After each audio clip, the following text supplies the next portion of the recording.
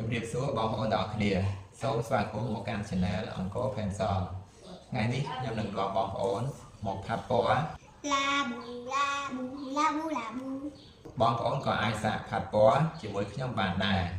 សូមកុំភ្លេចចុច Like Subscribe ដើម្បីទទួលបានវីដេអូថ្មីៗ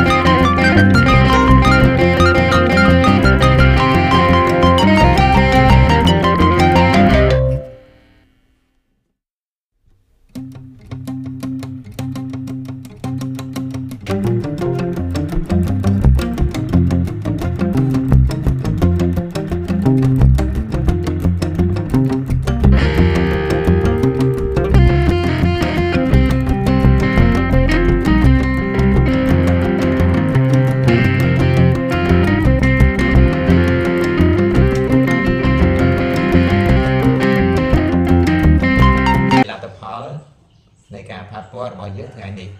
ខ្ញុំសង្ឃឹមថាបងប្អូននឹងចូលចិត្តបងប្អូនក៏អាចសាកល្បងផាត់រូបនេះដូចខ្ញុំបានដែរបើមានការស្នើសុំនៅការគូគំនូរសូមសរសេរយោបល់របស់អ្នកនៅខាងក្រោមអរគុណសម្រាប់ការទស្សនាវីដេអូរបស់ខ្ញុំប្រសិនបើអ្នកចូលចិត្តសូមកុំភ្លេចចុច like ហើយនិង share វីដេអូនេះទៅមិត្តភក្តិរបស់អ្នកជម្រាបលាបងប្អូនទាំងគ្នាបាយបាយជួបគ្នានៅវីដេអូក្រោយ